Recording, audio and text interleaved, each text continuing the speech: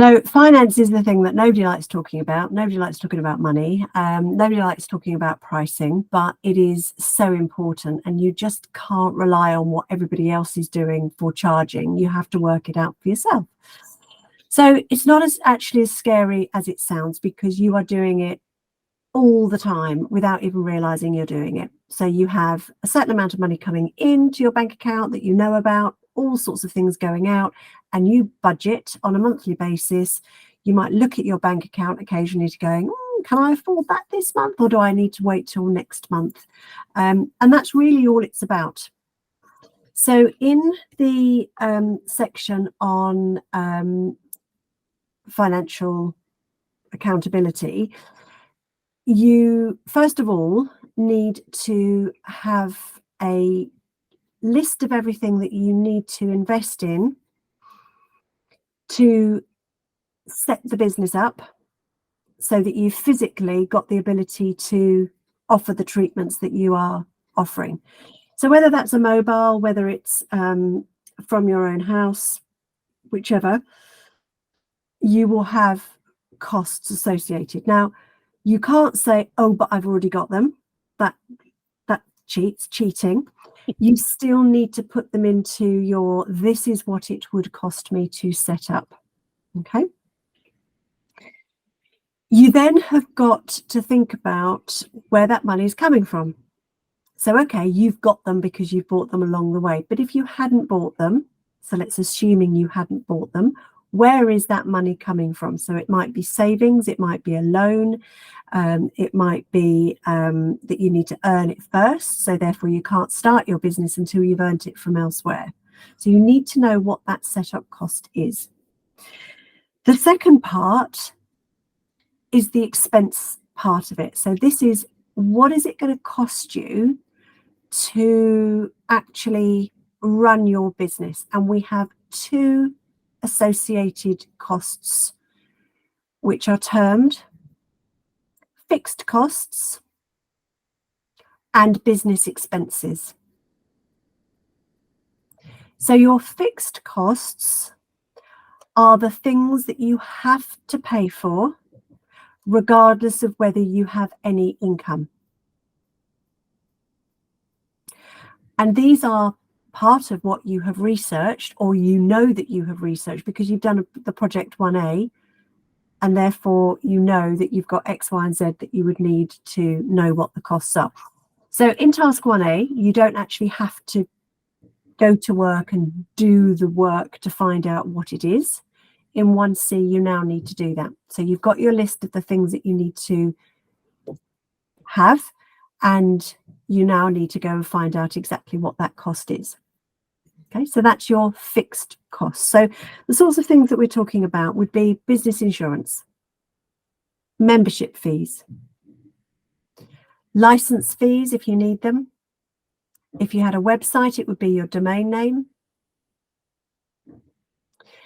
And you also need to know whether the cost can be paid monthly. So I see a lot of business plans with a cash flow forecast showing insurance paid monthly. Well, your car insurance, you can probably do that.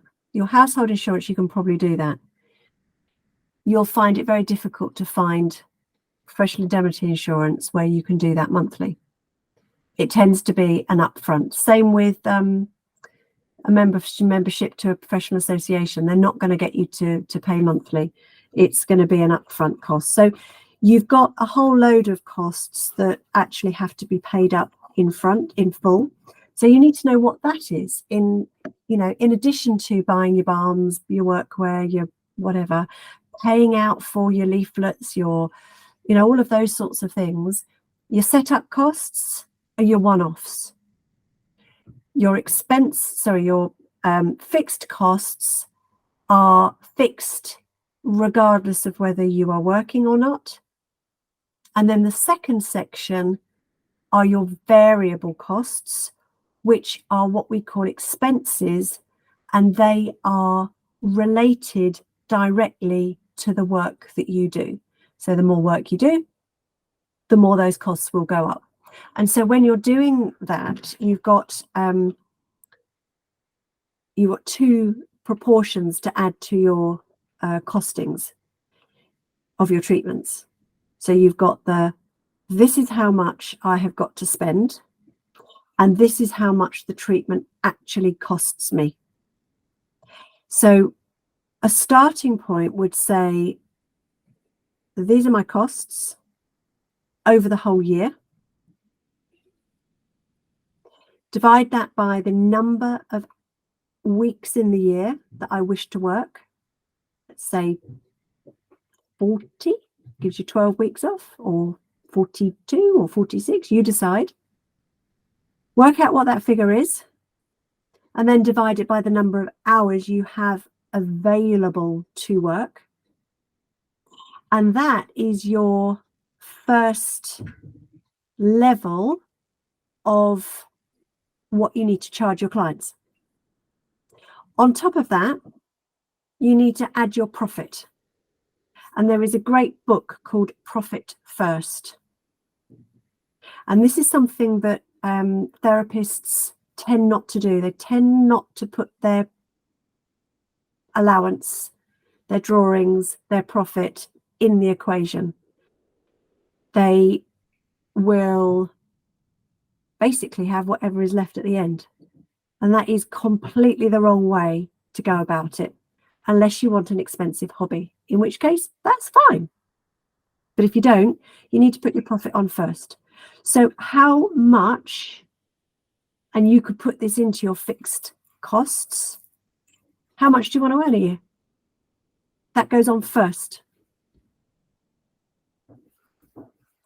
Then you have to work out how much your treatment is actually going to cost you to deliver.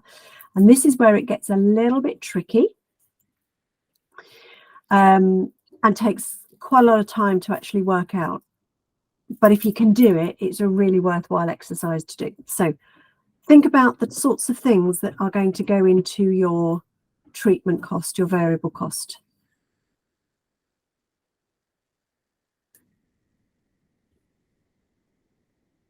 And these are going to depend on where you are.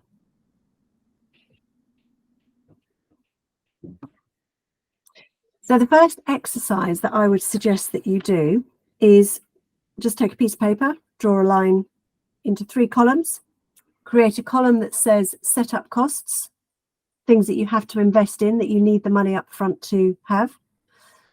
Set of fixed costs, things that you have to pay every year, so they are reoccurring, but you only pay them once, or you pay them once a month. So you need to know that as well, because that needs to actually feed into your plan. And then your variable costs, so things that will change depending on how much work you do. So if you intend to be mobile, you need to include the cost of travel, petrol, car wear and tear, into the deliverability. How many treatments could you get out of one pot of balm? That will give you, it might only be pennies, doesn't matter, because they all add up. What about heating and lighting? That's quite difficult to work out what that is, but if you don't cost it into the treatment, you're underselling yourself. What else would be attributed to the treatments? Is it doing the washing? Yeah, laundry. Laundry, yeah. Now, there are some really good websites that will actually help you work out, what a load of washing is, as an example. And, even if you said, well, I'm going to invest in enough towels, blankets, sheets, and what have you, I'll only do 1 wash a week, and I can do this number of sets. Therefore, if I proportion it, it's going to be this amount per treatment, rather than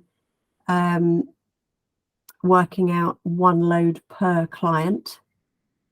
Because realistically, you're not going to do that, are you? No.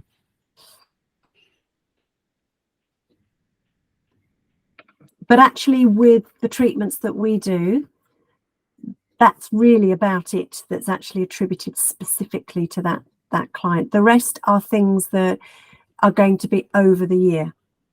So you might, if you are printing out record cards, for instance, if you bought record cards, then you would, the cost of them divided by how many of them there are, that would be the proportion that would go towards that client's treatment. And only when you've done that can you work out a cost for your treatment.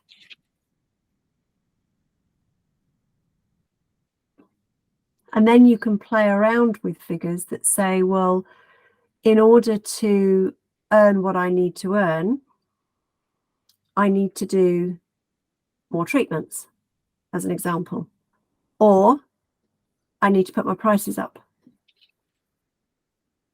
So you work out where that comes to, and then you decide on whether you can make that charge for the treatment and give value for that, and whether it's something that somebody would pay that price for. And then that comes back to your research that you've done, not only in what other people charge, but also what you're giving for your treatment and how valuable that is to that specific person. Can they get what you're offering elsewhere at a better price? Or are you making it so personalized or niche, or there's a particular USP that you're using, or you're doing something in a way that somebody else doesn't do, or at a time that somebody else doesn't do it, to justify whether, you know, you can actually put your prices up.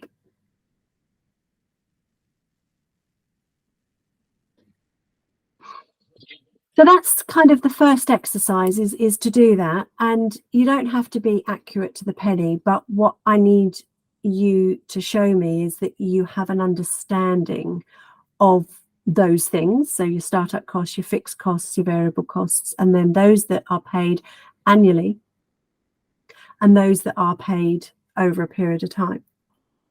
Because you'll find that at the beginning of your financial year, if you like, your costs are going to be much higher than at any other time. So part 2 then kicks in, because part 2 is your cash flow forecast. Now, you know that if you go on holiday, you wouldn't have your normal Tesco's or Sainsbury's bill, but you will have different bills in different times. You know that at Christmas, your outgoings go up no matter how hard you try and keep them normally. And you can't, well, we can, because we've got credit cards. So that is one of the contingency plans that you might have. So you might do your cash flow forecast and you might say, well, I can see that let's just say you start your business in April. So next April, or the April after that, all the bills are going to come in for X, Y, and Z, and I'm going to have to pay them all. But actually, I'm earning to pay that over the next 2 to 3 months. So you can make a decision on, okay, so I know that in April and May, I'm not going to be able to take the drawings for myself. So my profit is going to be reduced for those months because I need to be able to pay these bills that are coming in this month. Or you might say, I'm going to put them on credit card. That will give me the 2 months. And I know that over the next 2 months, I'll have the money coming in from the treatments. So you've got, and I've given you an Excel pro forma to use that's got all of the data populated. So it will automatically do the calculations for you. So you just need to put the data in. So you're starting with how much money have I got in my pot? And where does that pot come from? So it's your initial investment in your business. Then you've got, down the left-hand side, you've got your startup costs, you've got your fixed costs, you've got your variable costs. Then you've also got your money in. So you do the calculation, how many clients, normally it's the other way around actually, normally the money in goes at the top because you know that that's coming in. Now, you do not have to do it on a day by day, week by week basis. Okay. So we're talking about all the money in the month. Realistically, if you were to do this, it wouldn't work out like this, because you've got this coming in there, but that going out there, then that going out there, and then this coming in here on a day by day basis. You do not need to do it in that micro detail. So we're just saying, if you're saying I'm charging £30 a treatment, I'm doing 10 clients over the month, that's £300. That's my income for the month. And I know that in this month, I've got this amount going out, which is my monthly payments for my website hosting. But I've also got one fixed cost, which is going out because I've got to pay my insurance, or I've got to pay the license fee. You've got your drawings in there as well. That's got to come out. But you also need to do a bit of a calculation, and I'll come back to that in a second. But you've got your drawings coming out, you've got your costs coming out, and then I need to see that if you're telling me your cost per client is, let's just say £5, and you are doing 10 clients, I need to see that in your variable costs, you've got £50.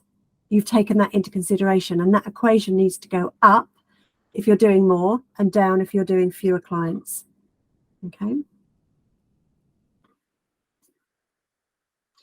You've got another calculation which you need to put in there, and that is for tax. Now, it might not be applicable, but if you have another full-time job, Natalie, Yeah. you will have all of your taxable allowance in your job. And therefore, any extra money that you earn, you have to pay the tax. So you will have to put a calculation in, or an estimation, and your estimation is to include, or rather exclude, the money that you take out of the business as personal earnings, because you are taxed on that amount of money. So you just, for a tax point of view, and you can do this manually if you don't know how to work Excel's formulas. If you've got an Excel spreadsheet and you want it formulated in a particular way, there is a very good website called Fiverr, Fivver, or is it Fiverr? Fiverr, and you can actually get somebody to just do that for you. If you just say, I want this, I want that, I want that, I want that to do this, and I want that to do that. You don't have to even put any data in there. You could just write in the sheets, I want this box represent. So F1, the total of that is everything from the previous month, including my drawings, so including the table, and I want a figure which represents 20%. And if that means absolutely nothing to you, I can recommend a really good Excel, learn Excel quite quick, or you can do it manually. Okay. And it doesn't have to be absolutely accurate. Again, at this point, what you're doing is you're showing that you understand the concept, that you can't just take money out of the business and not account for tax.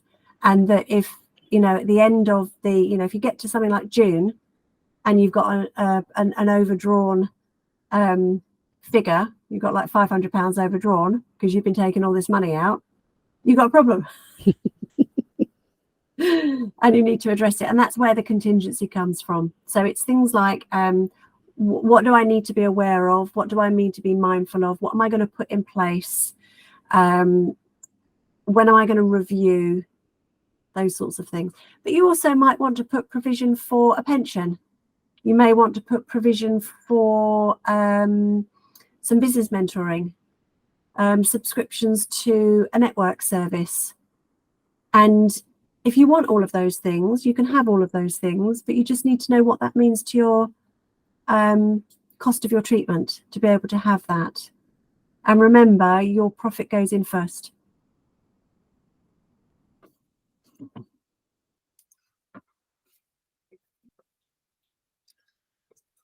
There is actually a book called by Michael Michalski.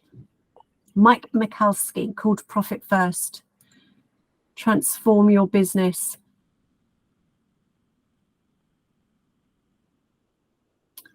I will put in the on the link. It might already be in there actually. I'll put a link to that book just so that you know it is so important. You may want to put a charity donation. You know, there might be all sorts of things that you want to add in, and unless you do this calculation, you don't know what that means. Okay. It's got the brain cell